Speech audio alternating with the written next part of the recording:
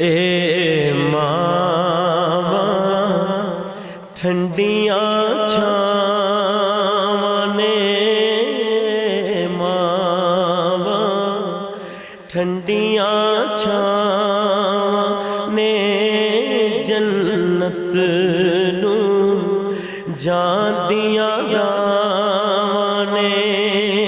اے رب دیاں خاص عطاواں نے،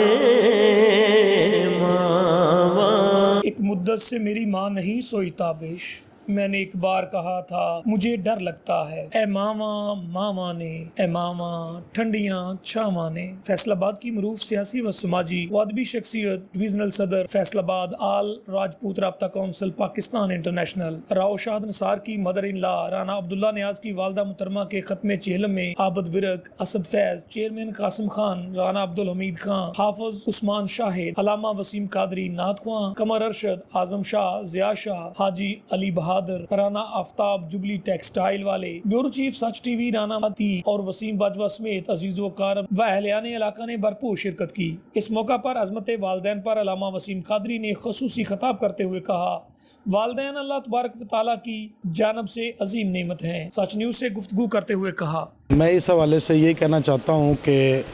اگر ہم اپنی اولاد کو شروع سے نبی کریم صلی اللہ تعالیٰ علیہ وآلہ وسلم کی غلامی کا ذہن دیں گے اور ان کو سرکار کے قدموں میں لے کر آئیں گے تو ہم سب کی عزت ہو جانی ہے۔ ہم لوگ چاہتے ہیں کہ ہماری اولاد ہماری فرما بردار ہو، لیکن ہم ان کو ماحول اس طرح کا دیتے ہیں کہ ان کے دل میں مال کی محبت ڈالتے ہیں، جبکہ اللہ پاک قرآن پاک میں ارشاد فرماتا ہے الہاکم التکاثر حتی زرتم المقابر،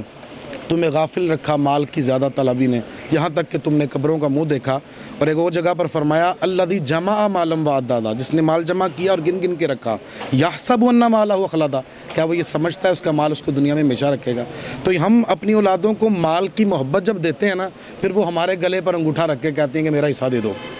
اگر ہم نبی کریم علیہ السلام کی غلامی سکھائیں گے تو حضور بتائیں گے کہ جس کے ماں باپ اس سے راضی ہیں رب بھی اس سے راضی ہے۔ تو اگر ماں باپ اپنی عزت کرانا چاہتے، بلکہ کائنات میں کوئی شخص بھی اگر اپنی عزت کرانا چاہتا ہے نا، تو وہ اپنی اولادوں کو رسول پاک کی قدموں میں لے کے آئے، انشاءاللہ ان کی خود ہی عزت ہو جائے گی۔ یہ آج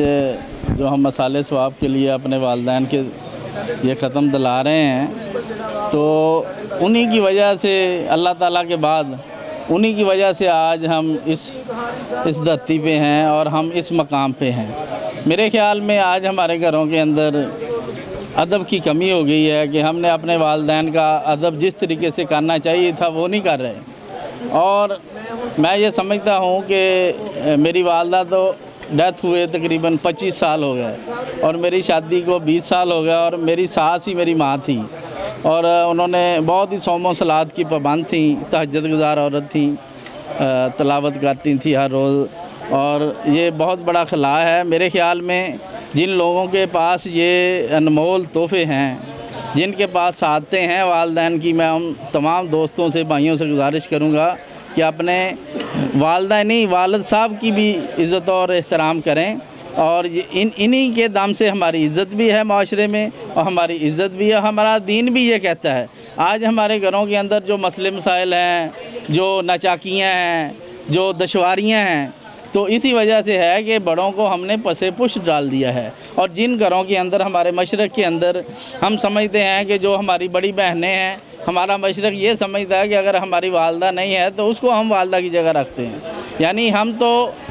یہ کہتے ہیں کہ جس گھر کے اندر، جس خاندان کے اندر ماں اور باپ کا ادب نہیں ہوگا، وہ خاندان کبھی کامیاب نہیں ہو سکتا اور نہ وہ منتشر ہو سکتا ہے۔ اور یہ ماں باپ بھی ایک ایسی چارپائی ہے کہ جس کو سمیٹ کے سارا ٹبر، سارے رشتہ دار، سارے بہن بھائی ایک جگہ اکٹھے ہوتے ہیں۔ جب والدین نہیں ہوتے تو وہ پاش ٹکڑے ٹکڑے ہو جاتے ہیں۔ بسم اللہ الرحمن الرحیم۔ سب سے پہلے تو آپ کا شکریہ۔